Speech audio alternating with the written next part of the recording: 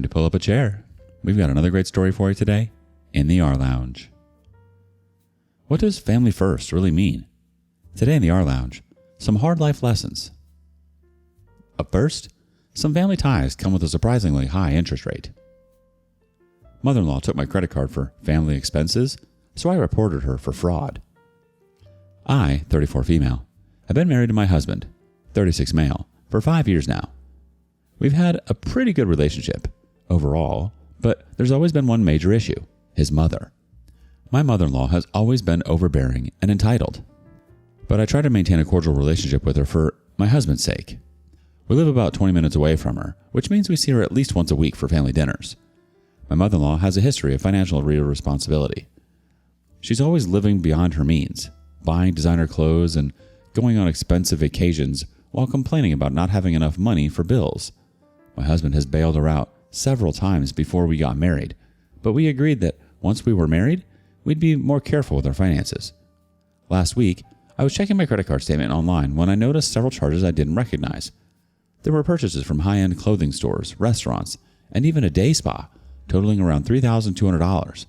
At first, I thought my card had been stolen, but then I realized all the purchases were made locally, at places my mother-in-law frequents. I called my husband at work and asked if he knew anything about these charges. He hesitated before admitting that yes, his mother had used my card for some family expenses. I was stunned. I never gave her permission to use my card, and these definitely weren't family expenses. They were luxury purchases. When I asked how she even got my card, he said she must have taken it from my wallet during our last family dinner. I remember leaving my purse in the living room while helping with dinner preparations. She must have gone through it then.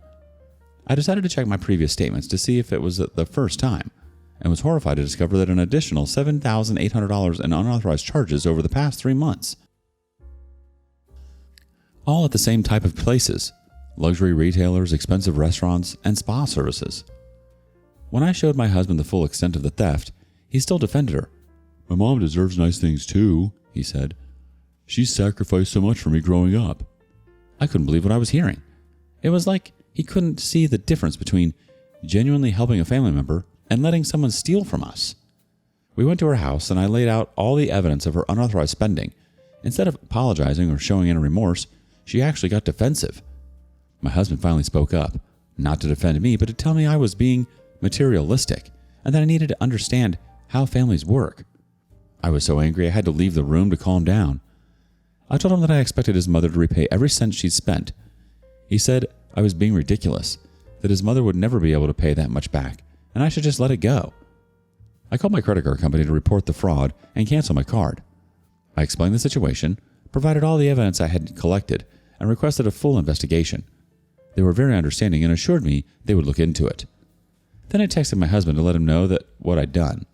He called me yelling that I had declared war on his family and that I was trying to get his mother in trouble in the law. I told him that she was the one who committed fraud, not me. The next day, my mother-in-law showed up at our house unannounced, screaming at me for reporting her. She admitted that she not only took my physical card, but had also saved my card information on multiple online shopping accounts. She acted like I was the one who had betrayed her, not the other way around. My husband came home during this and took his mother's side. He demanded that I call the credit card company and drop the fraud claim. When I refused, he threatened to leave if I didn't comply. He packed an overnight bag and left to stay with his parents. A few days later, I got a call regarding my fraud report. They asked me to come in and give a formal statement. I brought all the evidence I had, including the text messages where my mother-in-law essentially admitted to taking my card. The officer was sympathetic and said they would be following up with my mother-in-law. The credit card company eventually reversed all the fraudulent charges, totaling $11,500. The police informed me they were moving forward with criminal charges against my mother-in-law for credit card fraud and identity theft. My husband made good on his threat and sent me divorce papers. The divorce proceedings are just beginning, and I know there will be more drama ahead. My mother-in-law is facing serious legal consequences, and my husband still blames me for it all. But I feel like I'm standing up for myself instead of trying to keep everyone else happy. I know some will say I overreacted, that family matters should stay private, or that I should have found a compromise. But stealing is stealing, regardless of who does it, and enabling theft is just as bad as committing it. I refuse to apologize for protecting myself and financial security. My mother-in-law's actions have cost her not only money, but potentially her freedom, and they've cost my husband his marriage. These are the consequences of their choices, not mine. I'm just the one who refused to be the victim in their story. I'm still processing everything that's happened, but I'm determined to come out stronger on the other side. This experience has taught me a lot about setting boundaries and standing firm when they're crossed. It's a painful lesson, but one I needed to learn. For now, I'm focusing on the divorce proceedings and cooperating with the fraud investigation. I'm also taking steps to rebuild my financial security and emotional well-being. It's a long road ahead, but I'm confident in my decision to hold my mother-in-law accountable for her actions, regardless of the cost. I've started seeing a therapist to help me process the betrayal and loss, and it's been incredibly helpful. She's helped me see that my husband's behavior is part of a dysfunctional family pattern that I couldn't have fixed, no matter how hard I tried. Sometimes the healthiest thing you can do is walk away. The support I've received from true friends has been a lifeline during this difficult time. They've reminded me that I deserve respect and honesty in all my relationships, and that standing up for myself isn't selfish. It's necessary. As I navigate this challenging chapter of my life, I'm trying to focus on the future rather than dwelling on the past. Yes, I've lost my marriage, but I've gained something more valuable, the knowledge that I can face difficult situations with courage and integrity. The road ahead won't be easy, but I'm ready to face it. I won't let my mother-in-law's actions or my husband's betrayal define me. Instead, I'll use this experience as a stepping stone to build a better, stronger life for myself. One where my boundaries are respected and my trust isn't taken for granted. In the end, this isn't just about the money she stole. It's about recognizing that no relationship is worth sacrificing your self-respect. I may have lost my husband and my in-laws, but I found my voice, and that's something no one can take from me. I'm not sure what the future holds, but I know one thing for certain. I won't regret standing up for myself. My mother-in-law thought she could take advantage of me because I was family, but she learned the hard way that family doesn't mean you get to steal without consequences. As for my husband, his choice to stand by his mother rather than his wife has shown me exactly where I stand in his life. It hurts, but it's also clarifying. I deserve better, and I won't settle for less anymore. The credit card company has been incredibly supportive throughout this ordeal. They have assured me that I won't be responsible for any of the fraudulent charges and have put additional security measures on my account to prevent future unauthorized access. Update 1. It's been a couple of weeks since. First of all, thank you to everyone. I was honestly surprised by how many people have dealt with similar situations. The police have officially charged my mother-in-law with credit card fraud and identity theft. When she was informed of the charges, she had a complete meltdown. Mother-in-law was screaming about how ungrateful I am after everything she's done for me. Not sure what she thinks she's done for me except steal my money and insult my background. My husband still hasn't returned home. He's been staying with his parents the whole time. My mother-in-law has been demanding that I drop the charges, offering absolutely nothing in return. Not an apology, not repayment, nothing. Just entitlement. I've refused, and both the criminal case and my civil suit for the full amount, plus damages, are proceeding. I'll update again after the court proceedings and when there's more news about the divorce. Thank you again for all the support. Update 2. It's been a month since my last update, and I can finally say there's some closure in this nightmare. A lot has happened, so I'll try to cover everything. First, the criminal case against my mother-in-law. After maintaining her innocence and dragging things out for weeks, she suddenly changed her plea to guilty right before the trial was set to begin. Her lawyer probably advised her that the evidence against her was overwhelming and going to trial would only result in a harsher sentence. The judge didn't go easy on her. She was ordered to pay full restitution of the $11,500 she stole, plus additional damages. She also received probation and will have to complete community service hours. The judge made it clear that the only reason she wasn't facing jail time was her age and lack of prior criminal record. The divorce has been finalized, which happened faster than expected. The judge held up our prenuptial agreement after reviewing the evidence of my ex's complicity in his mother's theft. I retained our house and my personal assets, while he got his premarital property. The $8,000 he took from our joint account to pay for his mother's legal fees was counted against his share of our joint assets, so I was made whole on that front too. All legal matters have been resolved now. Thank you to everyone who supported me. Your ex showed you exactly where his priorities were, and while it hurts, it's probably the biggest gift in disguise. You now know you deserve someone who values you and respects you, not someone who excuses theft just because it's family. The moral here is, if your partner can't side with you when someone is literally stealing from you, he's not your partner. What's worse, a mother-in-law who thinks your credit card is a free-for-all, or a husband who agrees with her. Up next, when all you're asking for is a bit of peace and quiet, some people somehow think that that's the perfect time to make sure you get none. Am I the a-hole for refusing to switch hotels for my family members' kids? I, 34 female, booked a vacation to Cyprus at an adults-only hotel. Now, don't get me wrong, I adore kids. Heck, most days I act like one. But I spent most of this summer babysitting and watching family members' kids so they could have some couples time or just a break. So I decided it might be nice to book a 5-star adults-only hotel where I could relax after 2 months of running after little nieces and nephews and cousins. I managed to score a great deal and booked a week at the Amavi Hotel in Paphos for a ridiculously low price, including flights. While setting up this trip, my cousin, let's call her Dee Dee, and her 3 kids were staying with me, since hotels in my area were insanely overpriced and I live on a vacation destination and a 4-minute walk from the beach. My cousin's son, let's call him Matt, overheard me telling a friend about my trip, how everything was booked and we, my boyfriend and I, were all packed. He immediately ran to his mom and asked if they could come with me.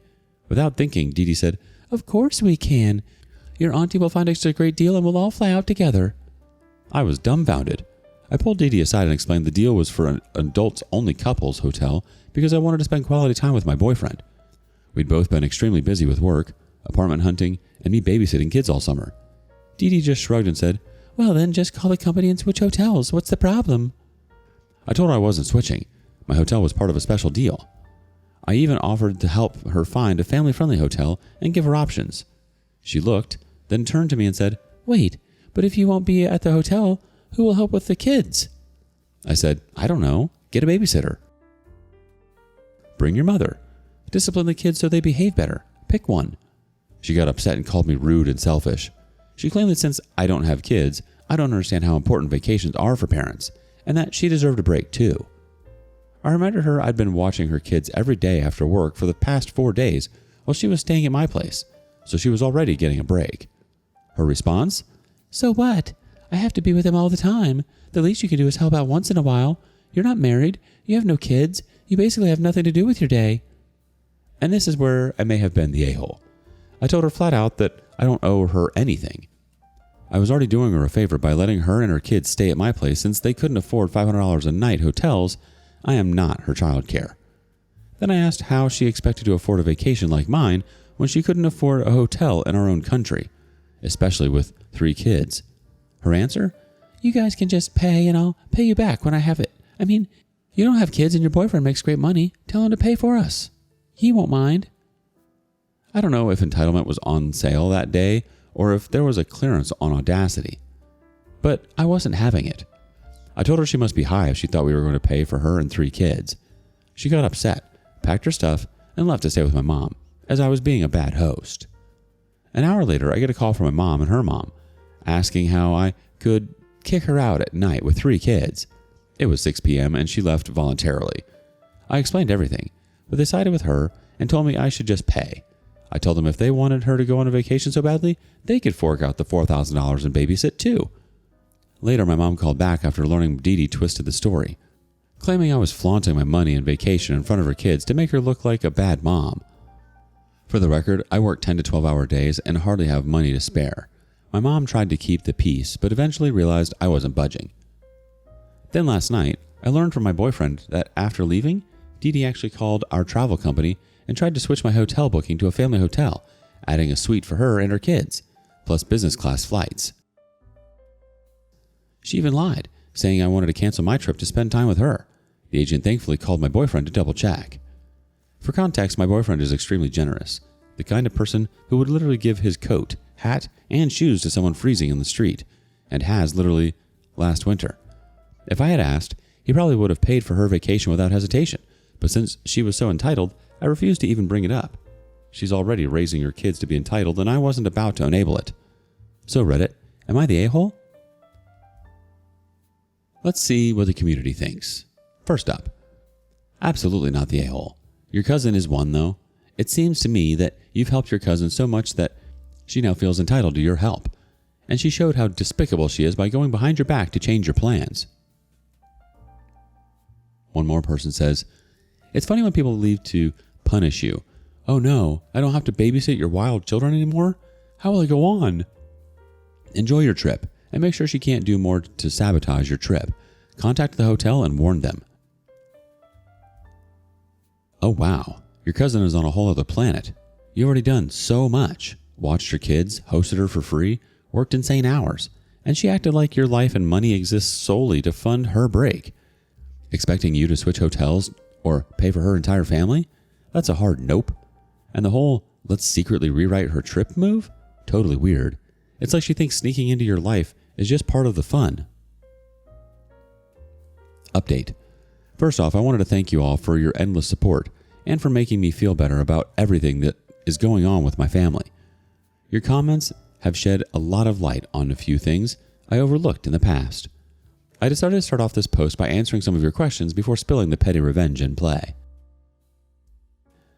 To answer some of your questions, where are the kids' fathers? My cousin claims that 2 of her children are from random one-night stands and that my family pressured her to keep the babies and promised to support her the whole way. The youngest son's father is actually a really great guy who is sick of her behavior towards him. She once got him arrested after telling the cops he assaulted her. His assault was yelling at her to stop spending all the money he gives her on herself and to spend it on his son for a change. She called the cops and he was arrested in front of his son. He lost his job because of this and struggled for a while. Luckily, he got back on his feet but avoids all contact with her. She makes it impossible for him to see his son and tends to speak ill of him to Matt, what we will call her youngest. Why I stay in contact with her at all? I adore those kids. They are amazing kids and they deserve better.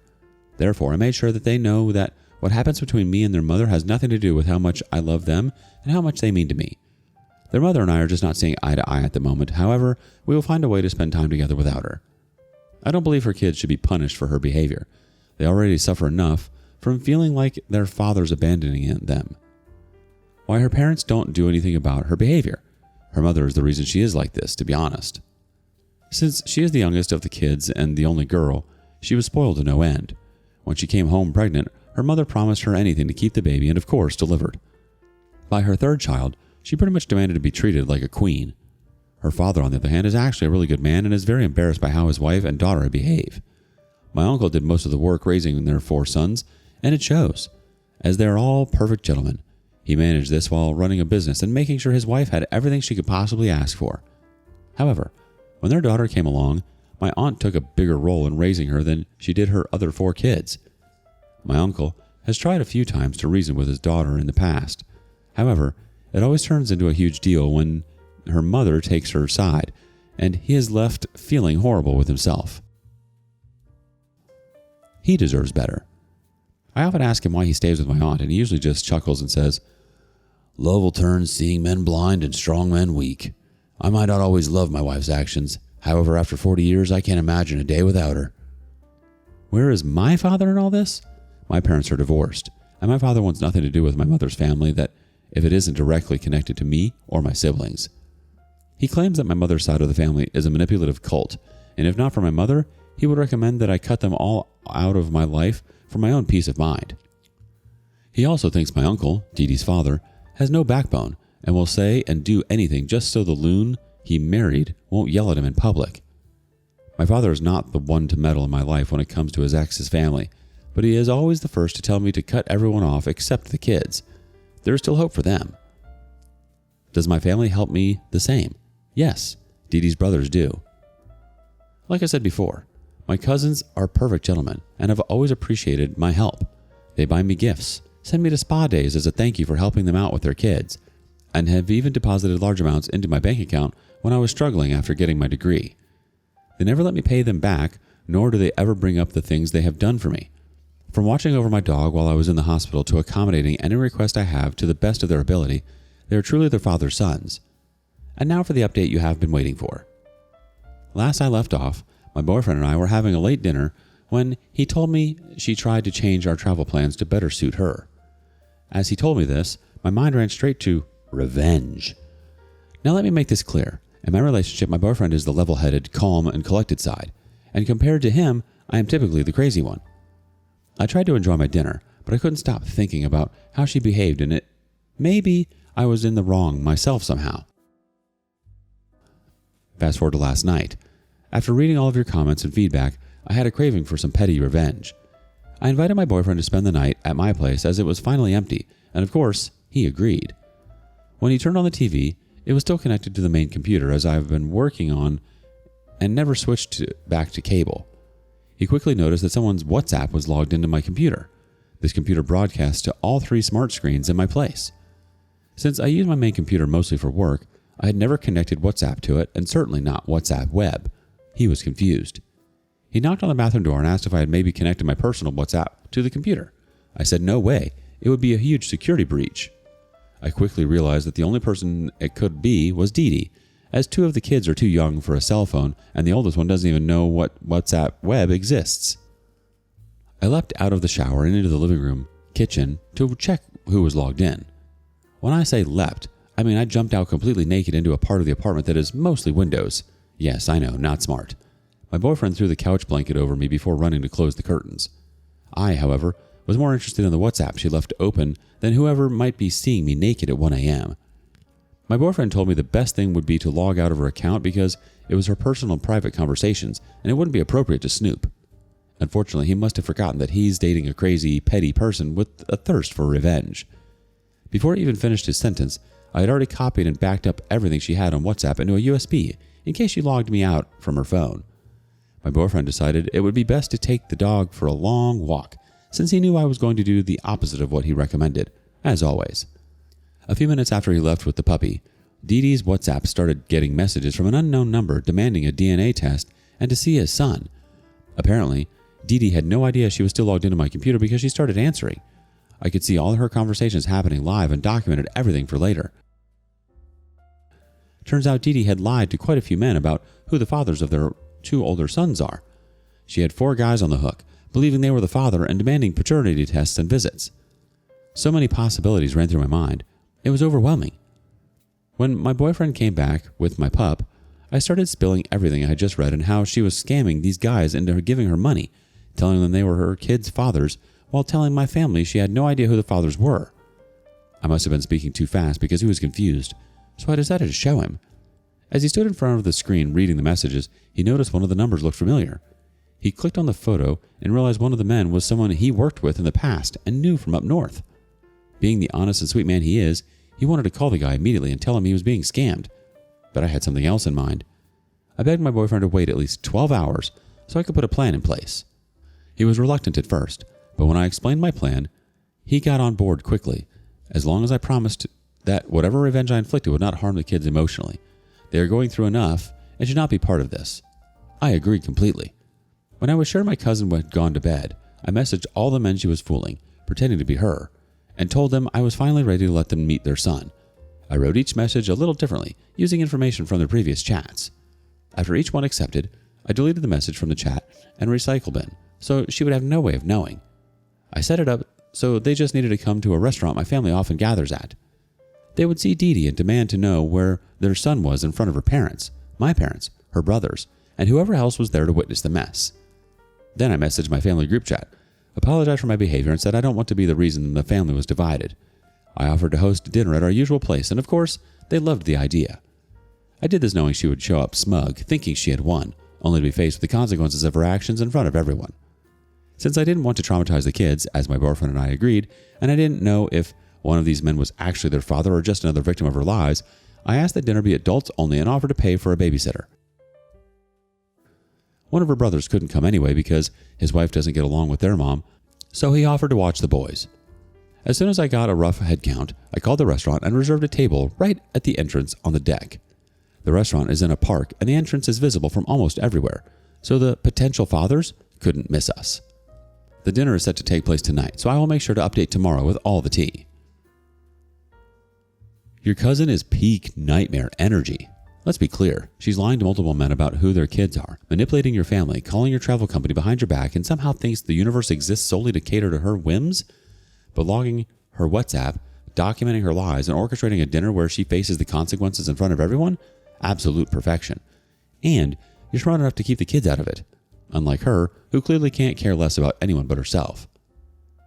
Have you ever had someone treat your vacation or your downtime as their personal free babysitting service? How did you handle it? Thank you for joining us today in the rLounge. Be sure to like and subscribe and hit that notification bell so you don't miss out on our next video. Until next time.